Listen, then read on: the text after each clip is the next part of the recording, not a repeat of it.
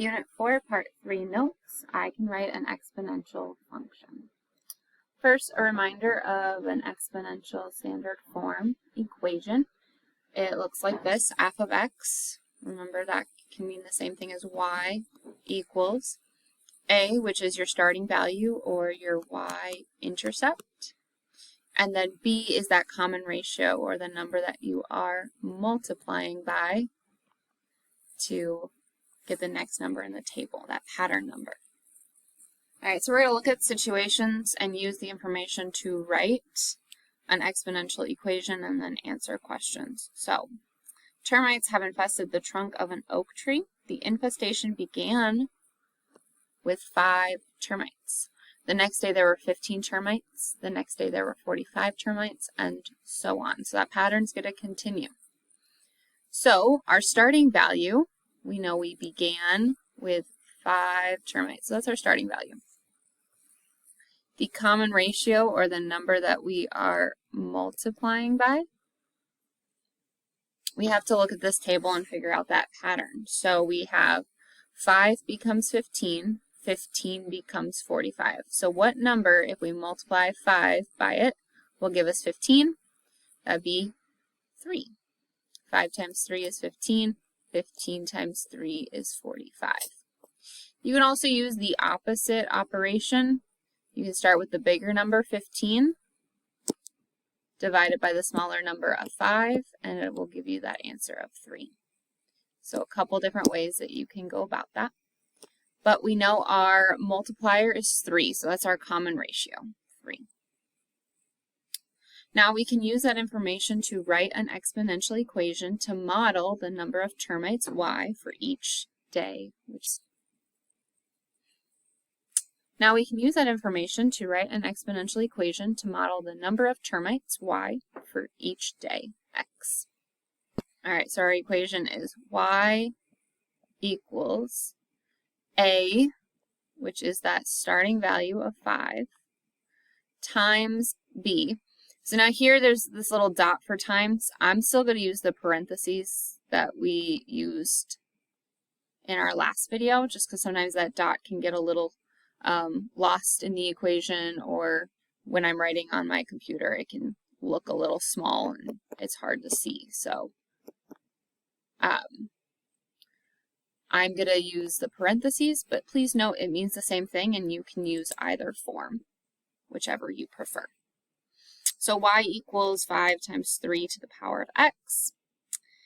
And then now that we have that equation written, we can answer questions 3 and 4. So using your equation, how many termites would there be on the 7th day? So now if we look at our table, days are representing our variable x. So if it's day 7, that means our x value is equal to 7. So what that means is now that we know x, we can evaluate or find the value of our equation. So our equation is y equals 5 times 3 to the power of x. Since we know our x value, we can take away x and replace it with that value of 7. Put 7 in there for x. And now we can figure out what 5 times 3 to the power of 7 is. I'm going to use this Desmos scientific calculator again. So we can type in 5 and then in parentheses 3 raised to the power of 7, and that gives us 10,935.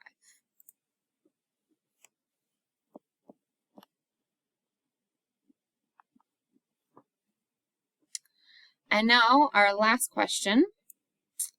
After how many days will there be 2,657,205 termites?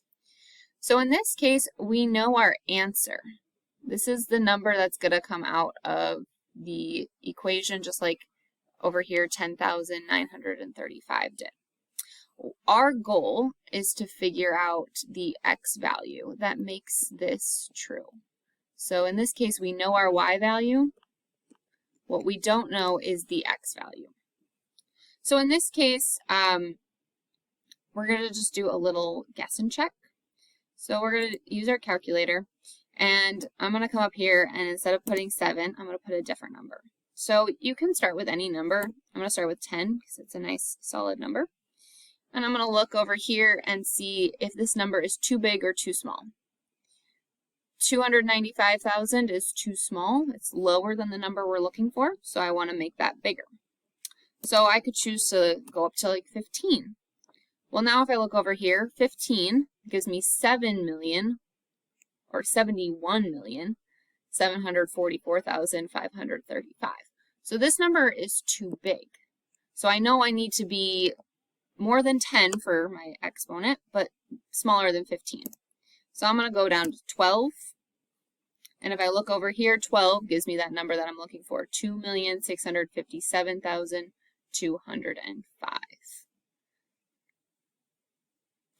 So I know that x is 12.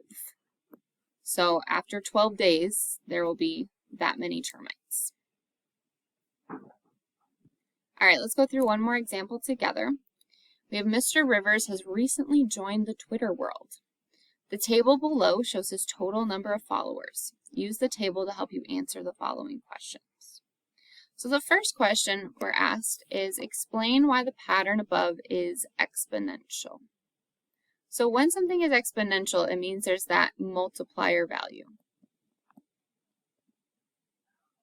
You're multiplying to get the next number. When it was linear, when we were working with linear functions, you add or subtract to get the next value. But when we're working with exponential, we need it to be a number that we are multiplying by. So if we look from 6 to 24, how do we get from 6 to 24? We can multiply by 4. 24 times 4, we can use our calculator to find out if that's 96, and it is. So that times 4 pattern seems to be working for all these numbers. We can double check again, 384, and that is what we get here. So each time we are multiplying by 4 to get the next number. So the reason why this is exponential is because there is a common ratio.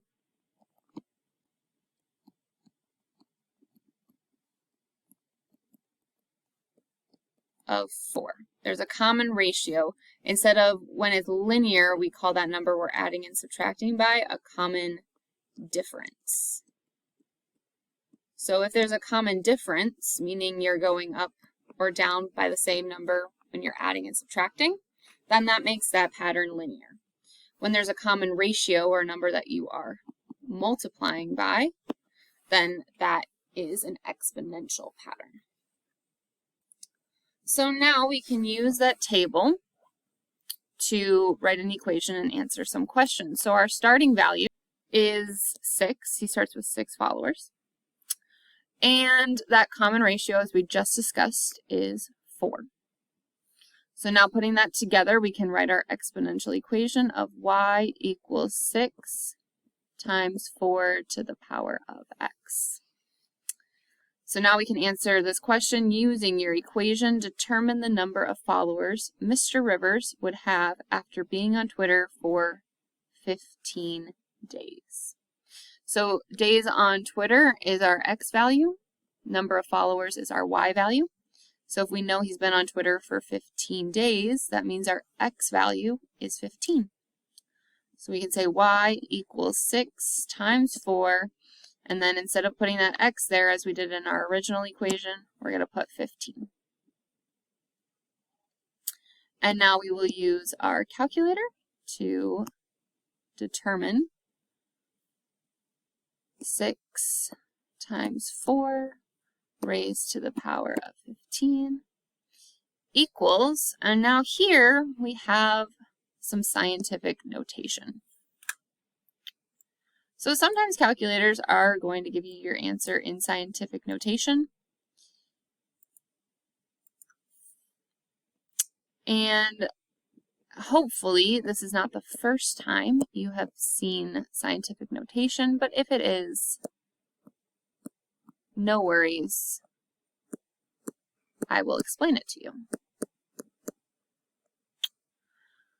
So we are taking this number, 6.44245094, and multiplying it by 10 to the power of 9. So if you think about it, when you multiply something by 10, let's just do 5 times 10, you get 50. So it added a 0 after the 5. And then if we multiply it by 5 times 100, you get 500. Well, 100 is also 10 to the second power.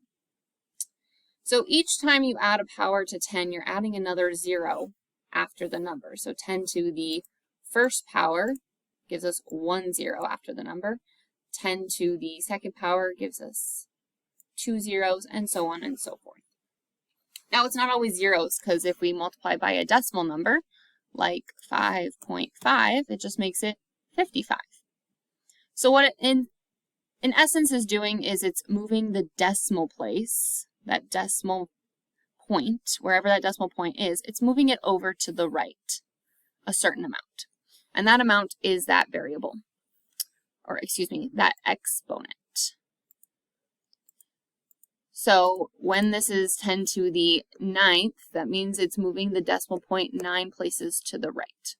So what we can do is we can take this decimal point here, and we're going to move it over 9 times. So 1, 2, 3, 4, 5, 6, 7, 8. And we still need to go that 9th time. And now, since there's nothing there, it is going to be that 0 that gets added. So this number would be 6,442,450,940. That's how many followers he would have after 15 days if that pattern stayed true. So that is all the notes that I have for you. Go ahead and move on into your practice and then complete your check-in on Schoology.